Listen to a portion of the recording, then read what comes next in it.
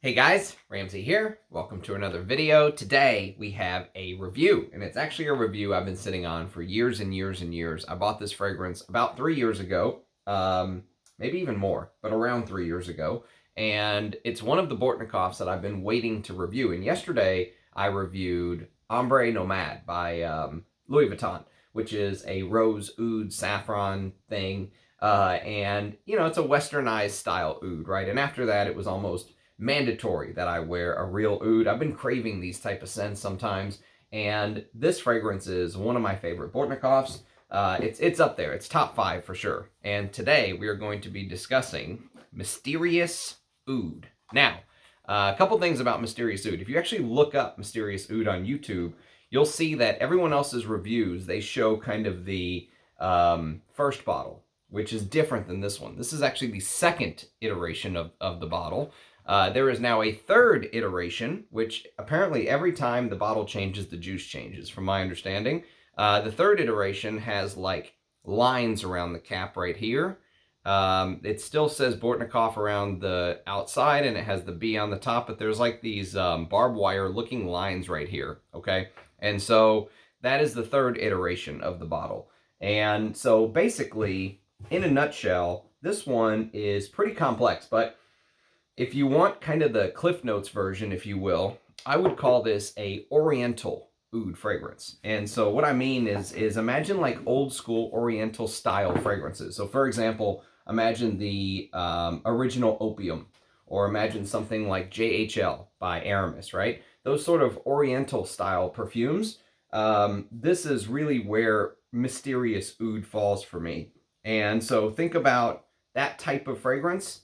Lots of resins, lots of things like myrrh and tolu balsams, and, you know, it's a very balsamic, resinous, you know, sticky, pudgy, you know, it's lots of labdanum and stuff like that. But imagine Bortnikoff using his take on an oud fragrance in that DNA. Is basically the Cliff Notes version of the scent, if you will. So I'll read you the blurb, but I must say that they continuously on the Bortnikoff website, 50 mils is $290, which is what I think it was forever. I think it was always about $290, give or take.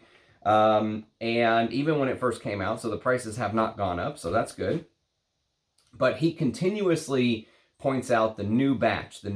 So I don't know if this blurb is going to translate exactly to the bottle that I'm talking about today, but I think it's still good to go over the blurb. So here's kind of what he says. He says, the opening notes of the new batch are exquisite fragrances that greet the wearer with citruses and ripe fruits. It is made when bergamot and orange are spiced up with cardamom and then after soaked in amber. Green Indonesian bergamot oil gives this batch exquisite freshness, as well as sunny sparkle. Immediately, the notes of different ouds arrive on stage, supported by light, gentle, and well-balanced floral. The heart of this blend is then displayed in resinous, spicy, and sweet nuances. Balsamic, woody, and their vanillic base are filled with real agarwood aromas from the different parts of the world. From Thai and Vietnamese to Indian ouds, more layers are added to increase the depths of the aroma. Our famous fragrance 100K by Feel Oud wraps all the notches in its delicate, smooth, and refined character. Overall, this perfume displays the core of authentic agarwood aromas with intense yet playful, fruity character and lightly floral elements. So apparently you can still buy the new batch. I've never smelled the new one. I have no clue what it's like. But then again, I've never smelled the first version either. And I think this one is just fine, the second version, if you will. And I absolutely love it. You can see I put a fairly decent sized dent in this bad boy. And that is the official note breakdown that came with my bottle. I don't know if the note breakdown has changed. You notice that all of the things that he mentions are listed here. There is a top of this very realistic orange-like smell. And not to knock on some of the orange, if you've heard me talk about fragrances that have like this orange line running through them. Like for example, this is one, right? This is one that I am going to give a Vintage Hall of Fame review to. I love this fragrance. It's one of my favorite Lagereld fragrances of all time. It is Lagereld Classic or Cologne in the vintage version. But the orange in here feels, I don't know, almost like it's been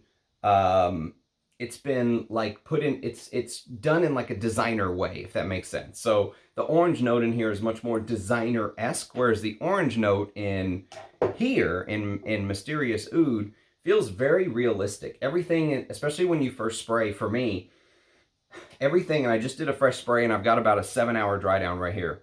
So for me, and it's about a 7-hour fragrance, give or take, 7 to 8 hour fragrance. So, you know, for me, you get a lot of these sticky, gummy resins in the opening, okay? And basically that gummy resinous opening is that amber shamama note, which is a amber like a tar that I've talked about recently whenever I reviewed my Sultan Pasha perfumes. You can go check those out. Go check out my reviews of the attars of Sultan Pasha. He used a lot of amber shamama attar like accords.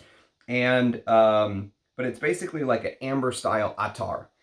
And you get a lot of, for me, it's funny because if you go watch the other reviews on YouTube, I disagree with what a lot of them are saying, but that is not uncommon. You know, a lot of them say, oh, the oud hits you in the beginning, the castoreum hits you in the beginning. At least in my bottle, I get a lot of the orange, and I get almost like this airy, spicy opening. The spices are actually pretty pronounced with that amber shamama accord, right?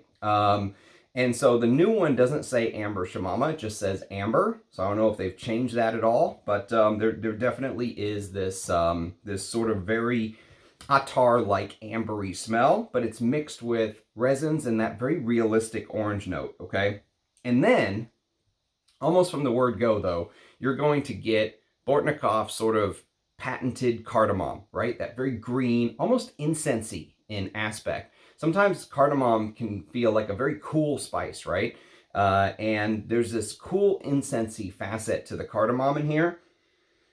And it really feels like you're smelling other Bortnikoff cardamom openings. That's almost like one of his signature DNAs. That Bortnikoff cardamom is almost like a signature. If you go watch my other Bortnikoff reviews, you'll hear me discuss it over and over again, right?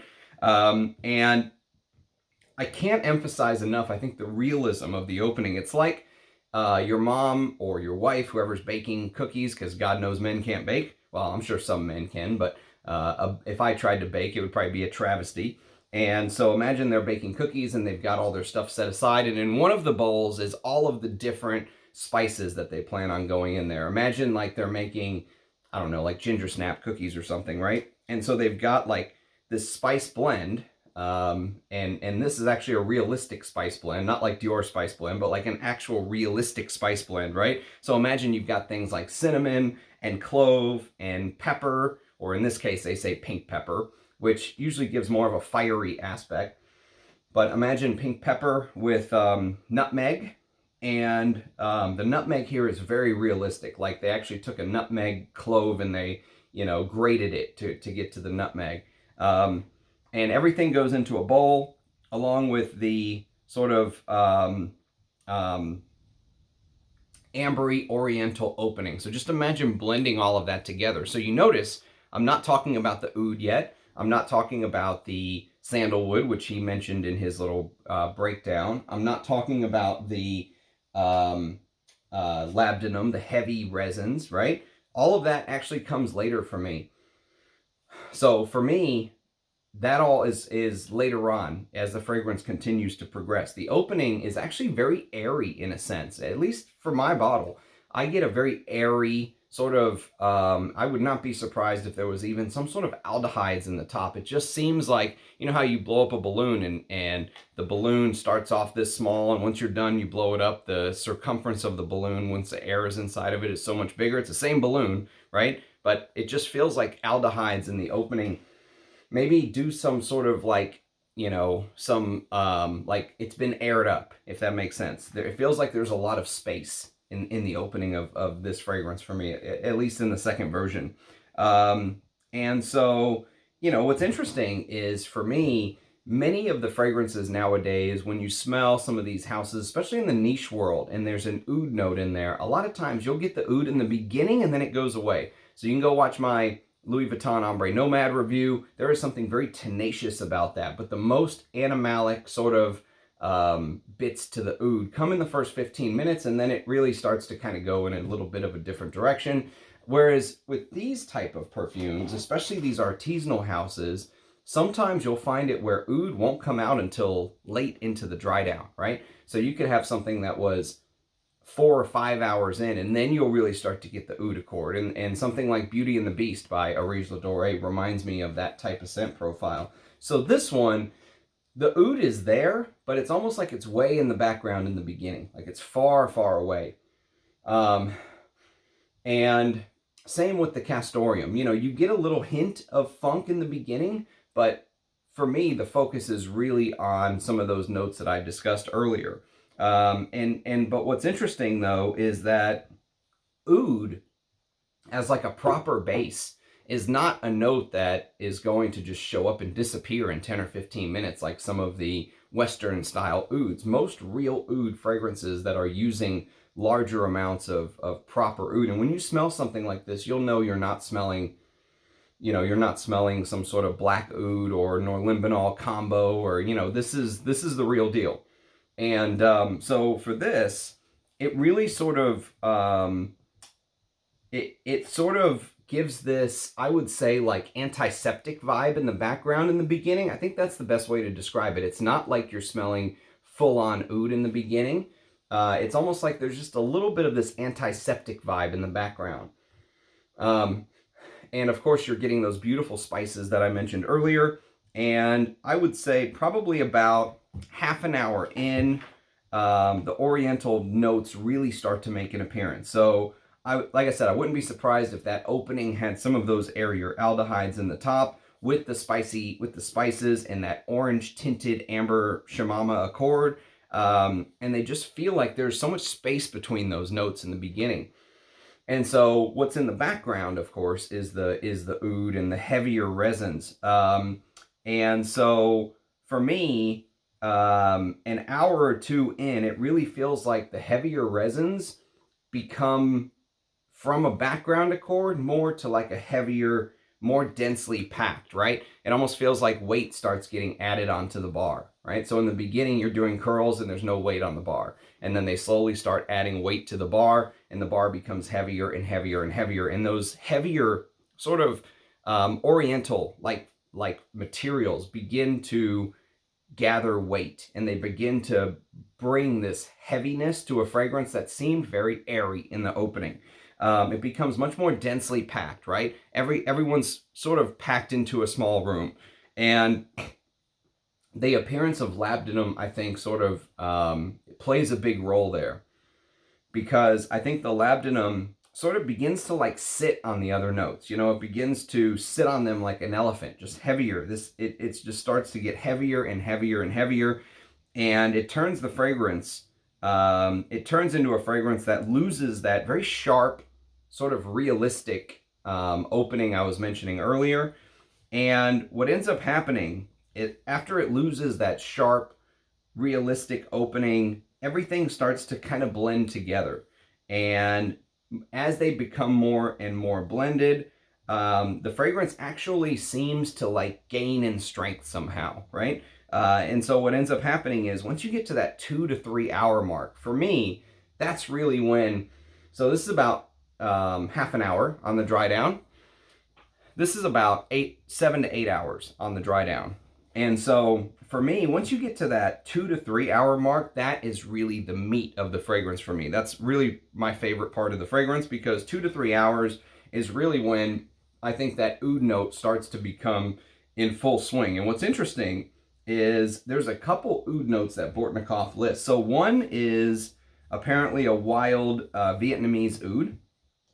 The other is Hindi oud, which adds just a little bit of animalic funk, but it's not a super animalic Hindi oud or anything like that. It's not super barnyard or anything like that. It's not too much fertilizer chips. It's just a little bit of animalics there. And he actually lists Oud Roots, which are interesting because the roots of the oud tree supposedly are much more interesting than just let's say one of the areas in, I think it's in Thailand or Vietnam, is Trat.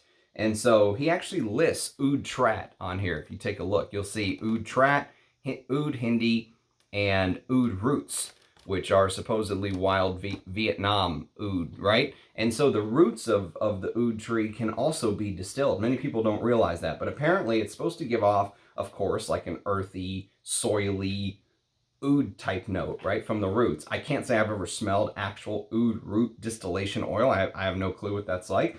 I think Feel Oud actually might have some, but I've never smelled it myself.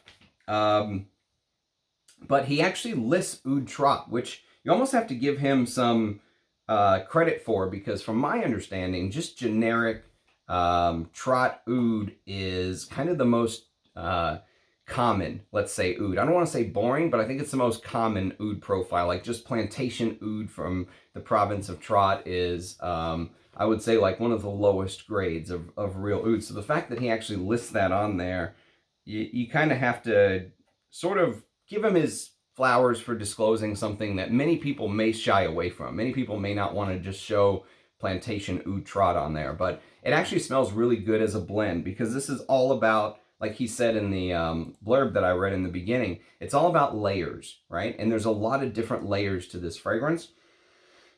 Even though I stand by my assessment that this is a Oriental style oud, there's a lot of different layers to it, and a lot of different qualities. And so even some of those less desirable ouds, they fit into this like a puzzle piece, if that makes sense. So, and I think that along with this Vietnamese oud, I think there's probably some Thai oud in here. He mentioned Thai oud in his breakdown, but if you look on mine, there's actually no Thai oud in the note breakdown that I have here. But I wouldn't be surprised if there was Thai oud, because sometimes the oud in here gives off this gourmand-like quality. So what ends up happening when the oud really starts to come out, 2 to 3 hours in, the oud feels very resinous, and sometimes it feels chocolatey.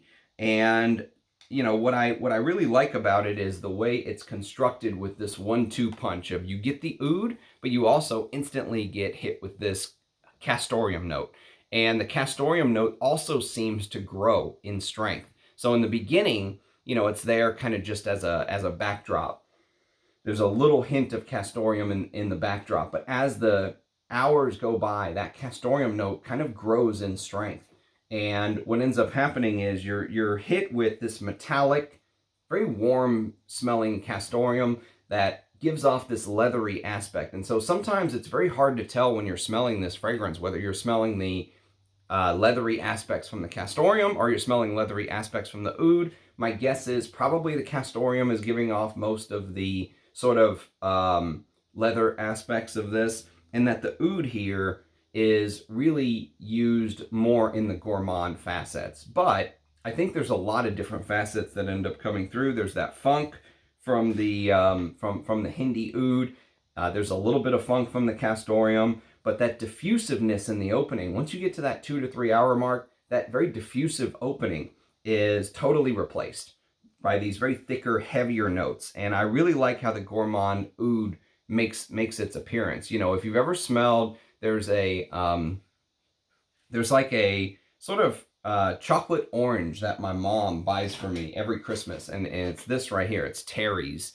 I don't know if you guys have these or you know, to my viewers not in the US, but Terry's makes this chocolate orange, right? And you like break it and the pieces actually come out like a piece of an orange. But it's one of the things she's always got. One of the just small little gifts I always get for Christmas from her. But the way that the orange in the top, as I was mentioning earlier, that very realistic orange, slightly rindy, a little bit sweet, but not too sweet, you know, because orange can sometimes be very, very sweet of a note.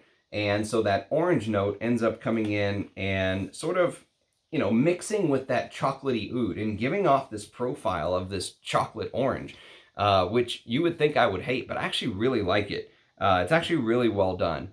You know, this is a good example, I think, of a gourmand style of oud and real oud, you know, and since it is the real oud variety and you have all of these different layers, you know, earlier I mentioned the earthiness, the soiliness from the roots that are distilled.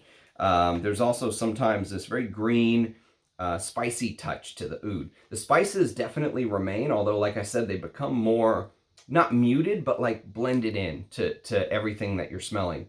Sometimes I think I'm smelling this fruit note, this fruitiness from the oud, although that probably comes more from the Thai oud, and there's no Thai oud listed, but it feels, sometimes I think I'm smelling something fruity, maybe like an apricot or, you know, a pear or whatever it is. But then I'm like, maybe it's just the orange. It's very hard to pick and choose. But what I like about it is all of the different nuances. The oud gives you a lot to smell here.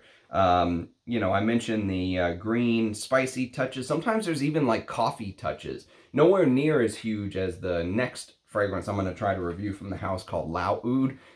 There's a huge coffee oud in that one. This one just gives off slight touches of, also just like the chocolate in Oud Monarch, nowhere near as huge of a chocolate as Mysterious Oud, right? Oud Monarch is a huge chocolate oud. Lagereld is a huge coffee oud. This one just has like little hints here and there of these different notes, but staying in the Oriental style, right? So you get those herbal and sweet touches, and there is some vanilla in here.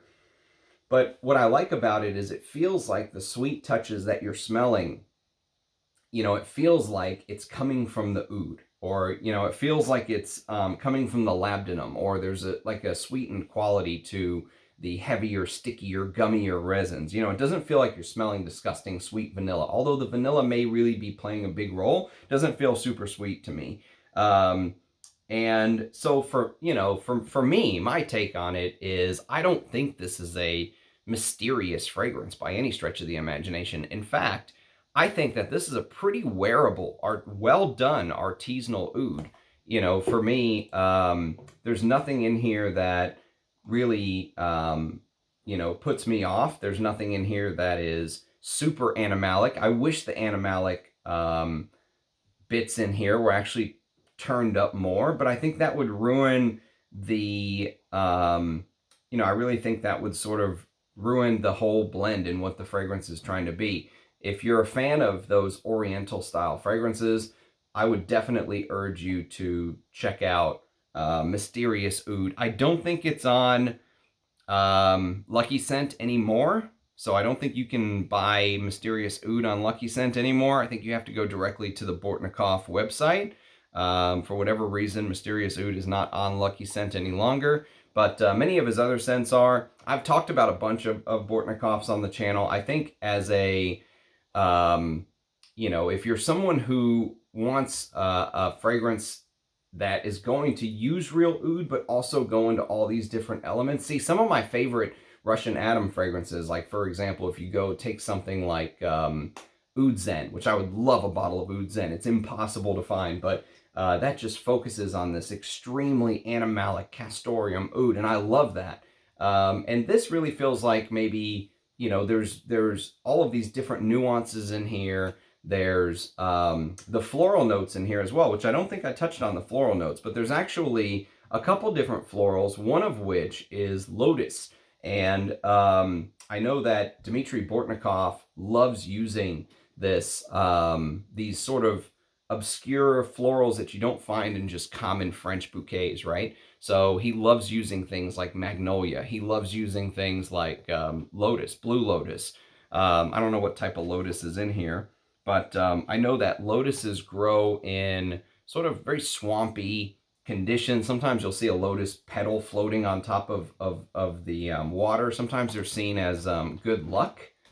If you see them floating, like it's a good luck flower, and they're supposed to have like a sweet floral, slightly herbaceous facet to it. And the thing about Bortnikoff's fragrances are his use of florals are I think, really something special.